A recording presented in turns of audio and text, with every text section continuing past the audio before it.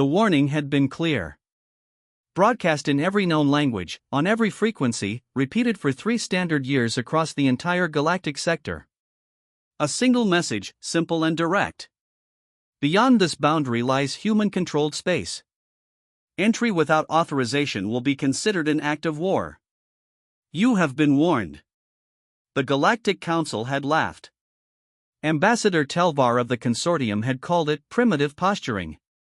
High Chancellor Vrex had dismissed humanity as an upstart species playing at empire.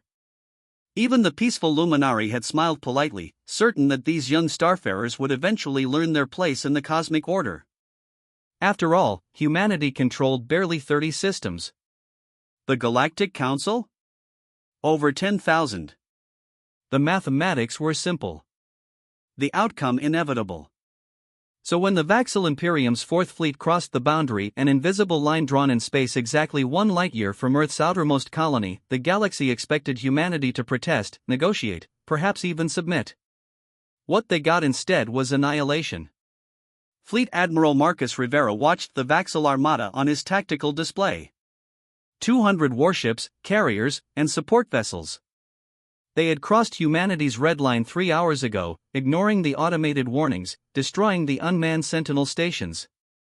"Sir, the Vaxil commander is hailing us," his communications officer reported. "He's demanding we withdraw our forces and accept consortium oversight of human expansion." Rivera's jaw tightened. He was a veteran of the Resource Wars, the Mars Rebellion, and the Titan Incident. He had seen what happened when humanity showed weakness. Never again. Open a channel. The Vaxil commander appeared on screen, a reptilian creature with scales that shimmered like oil, his expression one of casual superiority. "Human vessel, you are ordered to." "You crossed the boundary," Rivera interrupted, his voice like grinding stone. 3 years. "We gave you 3 years to understand what that line meant." The Vaxil laughed, a hissing sound. "You cannot seriously believe." Rivera cut the transmission and turned to his weapons officer. "Execute Protocol Omega." What the Vaxil Imperium didn't know, what none of the galactic powers knew, was that humanity's warning wasn't a bluff. It was a promise backed by the darkest chapter of human innovation. For 2 centuries, humanity had fought itself with increasingly horrific weapons. Nuclear fire. Biological plagues. Nanotech swarms. Each war had pushed them closer to extinction, until finally, they had united under a single terrifying realization: if humans were this good at killing each other, imagine what they could do to outsiders. The boundary wasn't just a line on a map. It was a trigger. Scattered throughout the boundary zone were thousands of autonomous weapons platforms, descendants of the automated systems humanity had built to police itself during the AI wars. No crews. No mercy. Just cold, efficient killing machines that had been waiting, dormant, for exactly this scenario. They activated all at once. The Vaxil 4th Fleet died in 17 minutes. Kinetic kill vehicles moving at 0.8 light speed turned carriers into expanding clouds of debris. Directed energy weapons, powered by microfusion cores, carved through shields like they were paper. And then came the swarms, millions of self-replicating hunter-killer drones that tore apart anything larger than a lifeboat. The Vaxil commander's final transmission was a scream that echoed across every council world with access to deep space monitoring. "They're not fighting us, they're erasing us." What kind of species builds weapons like this? The answer, of course, was simple: a species that had perfected the art of warfare on itself for 10,000 years. The Galactic Council convened in emergency session. Ambassador Telvar stood before the assembly, his usual composure shattered. They destroyed an entire fleet. 200 ships. 40,000 souls. Gone. This is an outrage. Chancellor Vrex roared. The council must respond with overwhelming force. But it was High Arbitrator Kesh, ancient, wise, and terrified, who silenced the room. "Have any of you actually studied human history?" The chamber fell quiet.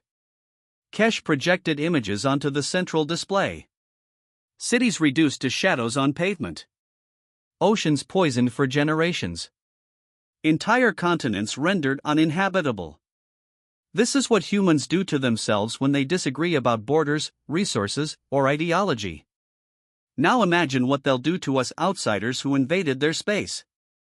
But we have superior numbers, someone protested. So did the Vaxel, Kesh replied coldly. Numbers mean nothing when your enemy has spent millennia perfecting murder as an art form. He pulled up more data. Do you know what human children play with as toys? Simulated battles. Strategic war games. They train their young to think tactically from the age of 5. Their entertainment is filled with stories of warfare, survival, and victory against impossible odds. Their entire culture is built on a foundation of competitive violence. The council chamber erupted in chaos. Some demanded immediate military action. Others called for containment. A few, the wisest, suggested retreat. But it was already too late. Admiral Rivera stood before the emergency meeting of the United Earth government. The president, a weathered woman named Elena Okoye, looked at him with hard eyes. They're calling it a massacre, Marcus. They're right, Rivera replied without emotion. It was. The council is mobilizing fleets from 6 different species. They're talking about a proportional response.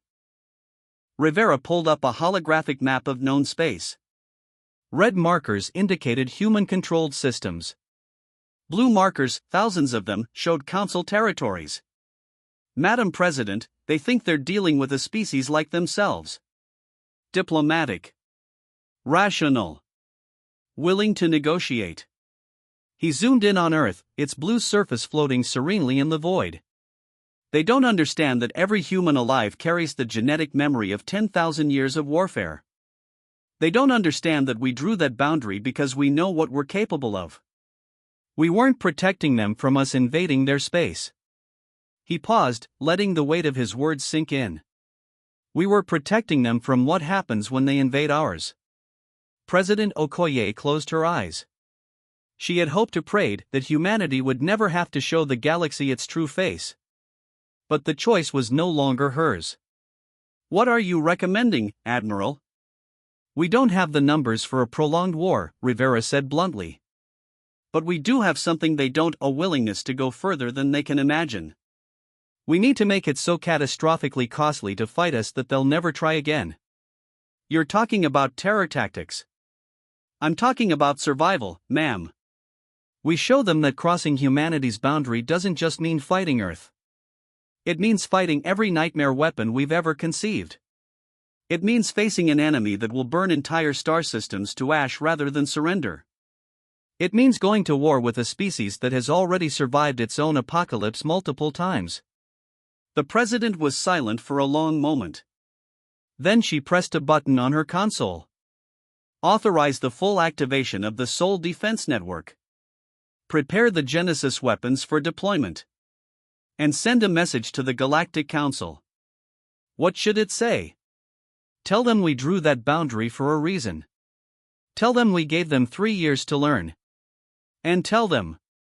She took a deep breath. Tell them that what happened to the Vaxel fleet was us being merciful. When the message reached the council, chaos turned to dread. The Luminari, peaceful, enlightened, ancient, were the first to understand. Their delegates stood before the assembly and spoke the words that would change galactic politics forever. We always wondered why the galaxy was so empty. Where were all the elder species? Why hadn't we encountered anyone truly ancient, truly powerful? She gestured to the data on human weapons systems, their casualty counts, their history. Now we know. They crossed boundaries like we just did. And somewhere out there, something like humanity erased them. She turned to face the council. We are surrounded by young species because the old ones learned too late what we're learning now. Some boundaries exist not to keep threats out, but to keep nightmares in. And we just woke one up. The vote was unanimous. The council fleets withdrew. Humanity's boundary was recognized. And in the centuries that followed, one rule became universal law across the galaxy. Never, ever cross a line drawn by a species that survived its own self-destruction. Because the consequences aren't just catastrophic. They're extinction.